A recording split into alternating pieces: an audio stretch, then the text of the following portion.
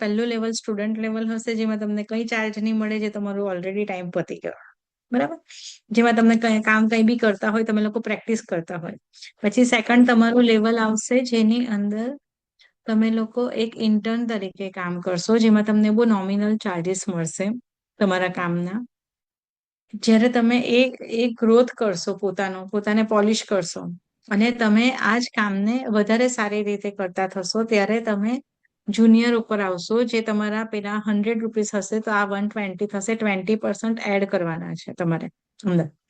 20% add થઈ ગયા. તમે એઝ અ જુનિયર બહુ સરસ કામ કર્યું, તમારી પાસે કામ વધ્યું, તો તમારે નીચે લોકોને હાયર કરવા પડશે, જે તમારા ઇન્ટર્ન હોઈ શકે, તમારા સ્ટુડન્ટ હોઈ શકે, અને તમારા જુનિયર બી હોઈ શકે.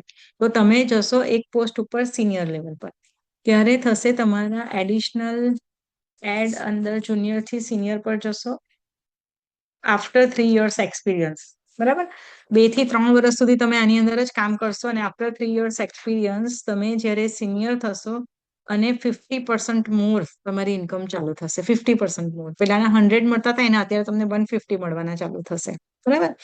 અને જેના 10-20 મળતા હતા, એ બધા તમારા સ્ટુડન્ટને મળશે, તમે આપશો તમારા હાથ નીચે. એટલે ડિફરન્સ જે છે 50 રૂપીસનો, 50%નો. સપોઝ તમે 10,000નું કામ કર્યું, તો 5,000 તમારા અને 5,000 તમારા ડિવાઈડ કરવામાં જાય છે. સમજ પડી તમને? કેમ કે તમને એટલો એક્સપિરિયન્સ થઈ ગયો. તમે ધીરે ધીરે કરતા સ્ટેપ બાય સ્ટેપ આગળ વધો છો. 5+ yearsનો એક્સપિરિયન્સ થશે, ત્યારે તમે એક એક્સપર્ટ બનશો, અને તમારો ચાર્જ હજુ 100 રૂપીસ વધી જશે. 100% મોર. ઓકે, હજુ તમે 100% મોર તમે એની અંદર ચાર્જ લઈ શકશો, અને તમે થશો સિનિયર થી એક ટીમ લીડર, જેમાં તમે 5-10 લોકોની ટીમને હેન્ડલ કરશો. તમારો સર્વિસની અંદર 30-50 નો રેશિયો હોય, અને સેલિંગની અંદર 5-20 નો રેશિયો હોય સેલિંગમાં. અને બધા ખર્ચા બાદ કરો તો નેટ પ્રોફિટ, કોઈ બી કંપની, કોઈ બી બિઝનેસનું નેટ પ્રોફિટ 20-30-50 ની વચ્ચે હોય, એનાથી વધારે નહીં હોય. એનાથી વધારે નહીં હોય. એટલે કદાચ તમે એવું વિચારો કે હું તો 25,000નું ટર્નઓવર કરું છું દર મહિને, પણ મારી પાસે તો 7,000 જ આવે, તો એ 7,000 જ આવે.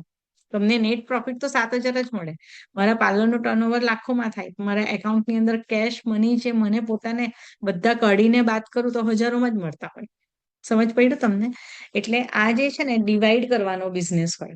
તમે જેટલા લોકોને વધારે મોટી ટીમ, તેટલું વધારે કામ કરી શકો, અને એટલું મોટું તમારું વોલ્યુમ બને, અને એ વોલ્યુમના પછી 5 ને 10% બી તમારા માટે લાખો રૂપિયા થઈ જાય. ત્યાં સુધી પોતાને ડેવલપ કરવાનું હોય. ક્લિયર?